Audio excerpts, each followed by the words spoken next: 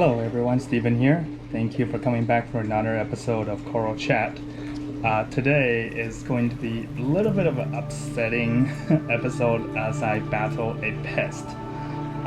So a few days ago, a friend come over and pick up some coral frag from my tank, and when she returned home, she dipped her coral to find out that I actually have some flatworm existing in my tank, and she shared me a picture.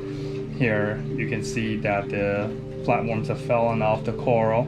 So needless to say, I'm pretty upset about that. I have not had flatworm in my tank for a very long time, but I've also been aggressively collecting some corals from various vendors recently for review purposes.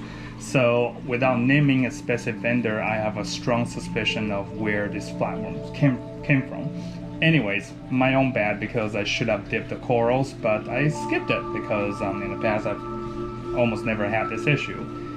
I'm also posting a picture here so you can see it is actually one of the brown flatworms. That it's not exactly a Acropora or Monopora eating flatworm. What it does is actually it just lives on them and it blocks the sunlight from the coral, so over time the coral may become starved when they do not have enough photosynthesis. So to battle that, I actually have already ordered a damsel, a Springer damsel, and it is currently in quarantine, and I just couldn't wait until that damsel to get out of quarantine before I start some treatment. One of the products that I will be using and review is Flatworm Stop. I have never used this product before, so I've only ordered a 250 milligram of this product here. It is a German product, and let me just read it really quickly in case you are unable to see the exact print on this. So number one, it says it improves health and significantly enhances coloration for corals.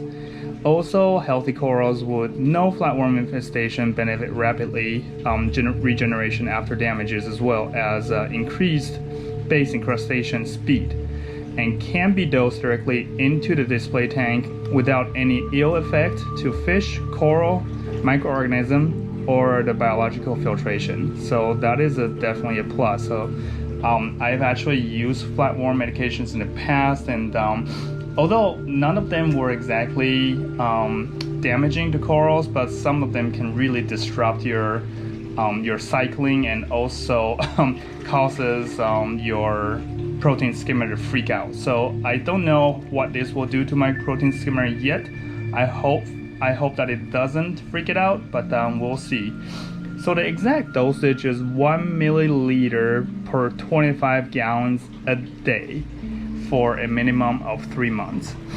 Let's see, I have here a 50-gallon tank connected to that 80-gallon, so approximately 120 gallons altogether, and then there's also a sump, a 40-gallon sump in the bottom.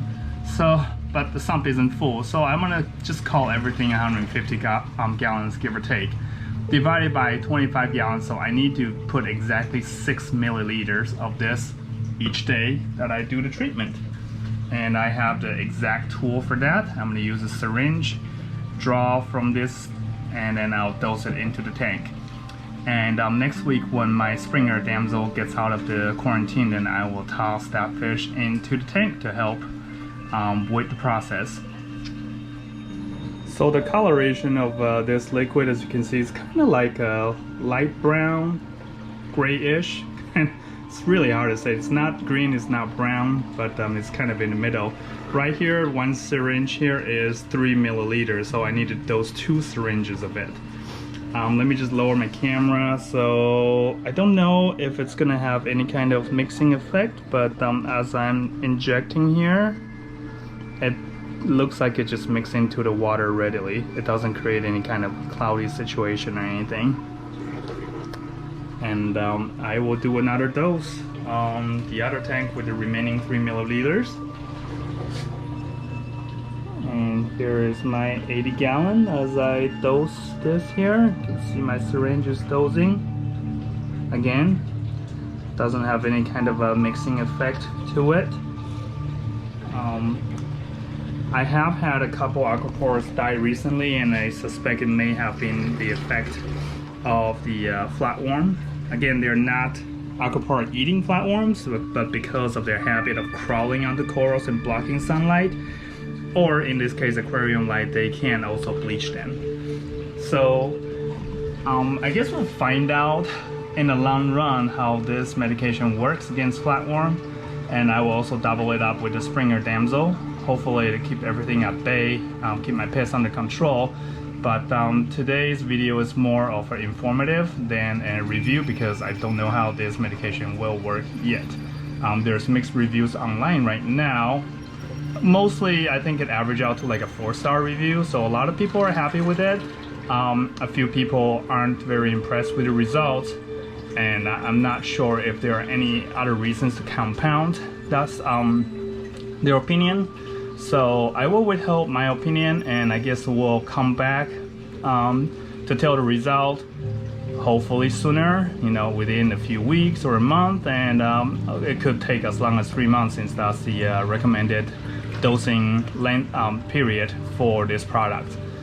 And I want to thank you everyone for visiting again. Hopefully this will help you understanding a little bit on how the flatworm can affect your tank and the steps that you can take to battle against it. Feel free to post any comments on your experience in battling them, or your experiences with this particular product, to see if you like it, or if you have failure with it, or any other product you would recommend using. Thanks again, and I hope you can support me by commenting and subscribing. Have a good day. Talk to you later.